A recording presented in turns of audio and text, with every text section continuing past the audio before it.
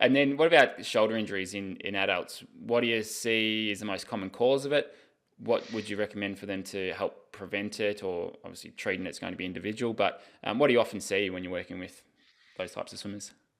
Yeah, usually it's kind of like you were saying, they have a desk position or they're sitting or on their phone too much, so they have rounded shoulders, or they're on their bike, they're a cyclist or a runner traditionally, then they're getting in the pool, so they're already starting in the water with not enough shoulder range of motion. They get in there, they're trying to do too much volume and they're doing incorrect technique. So those are the three main contributors, I'd say: out of water position throughout the day, poor technique in the water, and then too much volume at the beginning with that poor technique. So those are the main things I see with masters or triathletes that are leading to shoulder injuries. Mm. And to help that out, I always say, find someone to either record yourself in the pool or a coach to work with yourself, to make sure that you are getting the right technique.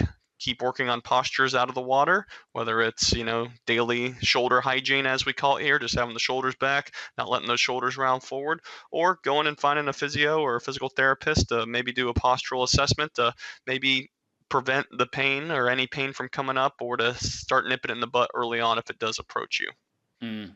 Yeah, one of the mistakes I've made in the past, and a lot of athletes I've seen have done the same thing, is you get a bit of a niggle in the shoulder, and you go, "Oh, it'll be fine. I'll swim through it," and you don't look at trying to get on top of it early on, and then it just gets worse and gets worse and gets worse. And I mean, I did this last week. I was in the car during Christmas. We were driving a lot back and forth from family and beach and all that sort of stuff. And when I'm sitting in the car for a couple of hours, I get really tight through the hips, the glutes, my shoulders as well. And then I did a strength session, just a very easy one, but it was the first time I'd done much strength work for a while. And halfway through it, I kind of tweaked my back, and now I'm sort of back to doing 2Ks a session compared to 4 to 6, and just stupid little things like that. It's and I if I was coaching someone, I'd I'd say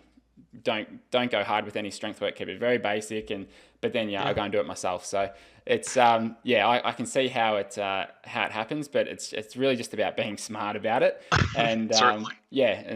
and it's easy to to have the hindsight. It's Well, and don't tell other feel people bad. that. It happens to all of us. I do the same thing sometimes. It's always easier to give advice sometimes than to take advice, but I couldn't agree more with you. Where if it's something small, I'd rather have an athlete miss a day than miss a week later on, or rather have miss a week than obviously miss a month, or so on and so forth. So we want to make sure we are nipping these little things early on.